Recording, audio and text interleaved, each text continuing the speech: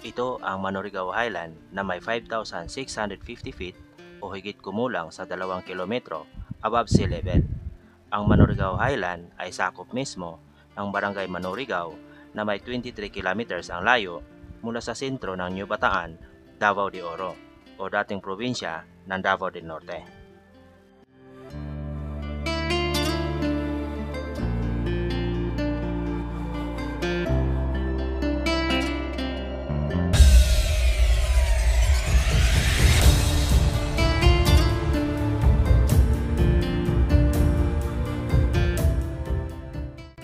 Sikat ang lugar na ito ng mga motor riders, mountaineers, mountain bikers at sa iba pang mahilig sa adventure dahil sa taglay nitong presko ang lugar at malamig na klima dito mismo sa tuktok ng Manurigao. Wala kang ibang marinig sa paligid kundi ihip ng hangin na pumapagaspas sa mga punong kahoy at mga tunog ng insektong kalikasan na wari parang busina ng bumbero. Sinyales na malamig ang klima sa nasabing lugar ay makikita at mapapansin natin na may mga lumot o musi ang mga punong kahoy dito. Ayan guys, tignan nyo, naglulumot yung puno ng kahoy. Ayan, yung katawan ng kahoy naglulumot siya, musi. So confirm na talagang malamig ang klima dito, no? So kung may narinig kayo na parang siren, ayan, tinig kalikasan yan. Yung sa Bisaya is gangis daw, no? So yan, so ito yon guys, ang sinyalis na malamig yung klima dito palagi kasi yung mga sanga ng kahoy o yung kanyang mismong katawan ng kahoy ay may lumot, nagmumusi siya. I've seen a lot of change, been through a lot of pain. Some things are not the same as they were a year ago, but all will be okay. I move on each and every day. The past is where it stays, way back a year ago. I've changed for the better this time. I thought I would never be fine. I strive just to say I'm alright, and for the first time in a long time I'm alright.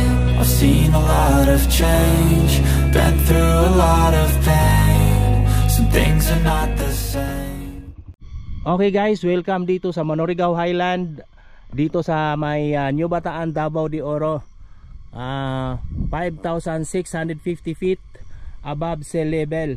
So ayan guys, kung makita natin,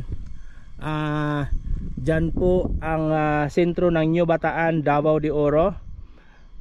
Ito po yung surrounding niya. So malamig ang ihip ng hangin dito guys. Ma-feel mo talaga na sobrang lamig. Doon ako nakapwesto, yung motor natin doon sa unahan.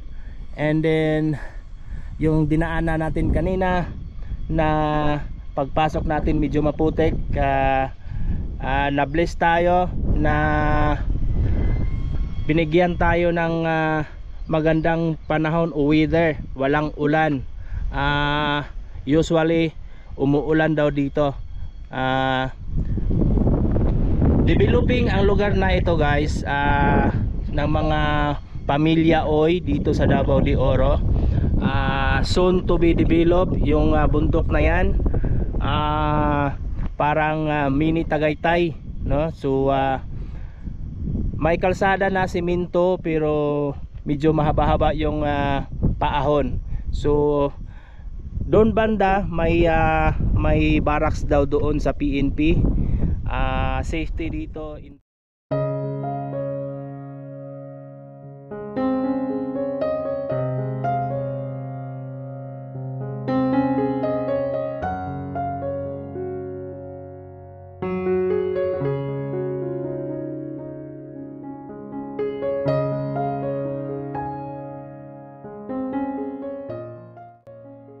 Ang pagbisita natin sa lugar ay parte sa ating yearly Holy Week Rides 2025 at inabutan tayo ng grupo ng mga riders na nagmula pa sa probinsya ng Surigao.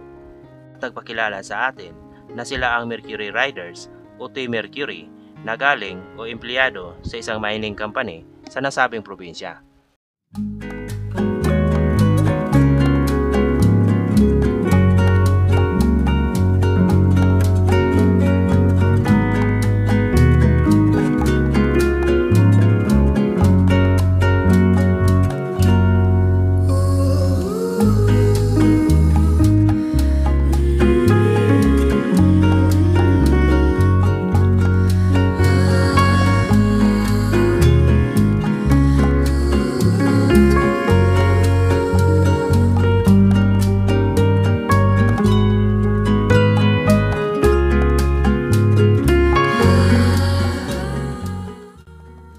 Sa mga gustong pumunta dito na hindi pa kabisado ang lugar, ask the local is the key kasi napaka-cooperative ang mga residente dito, o pwede kayo gumamit ng Google. Siguraduhin lamang na nasa magandang kondisyon ang inyong mga sasakyan kasi mahaba-haba ang ahon dito. Isang palatandaan na mag-umpisa kayo sa ahon na walang bawi ay pagdating ninyo ng Kalamukan Bridge na nasa higit kumulang 5 kilometro ang ahon.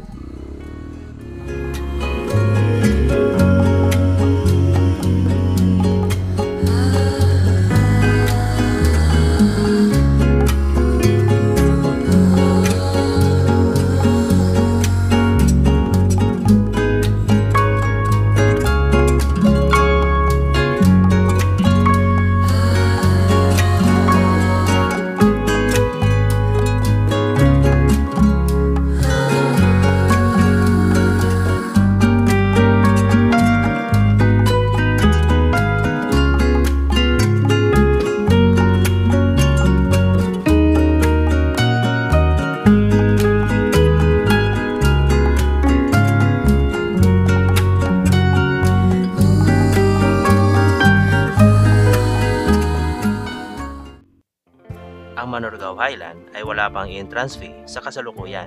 Magdala lang ng sariling pagkain kasi wala pang tindahan sa naturang lugar. Ayon sa ating nakausap na son-in-law na may-ari ay patuloy pang dinidevelop para gawing Highland Resort na parang Tagaytay. At sila po'y nakikiusap sa may mga dalang pagkain o sa mga gusto mag-picnic dito ay be responsible sa sarili nating mga basura at maaaring dalhin pauwi ang mga recyclable waste material o clean as you go, ika nga.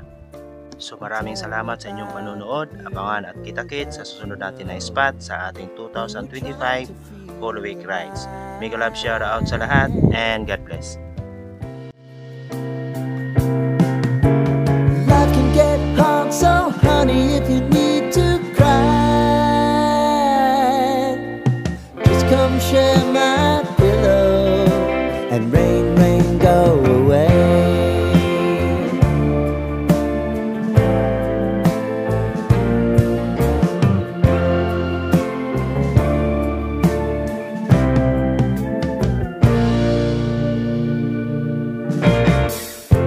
I wanna hear about everything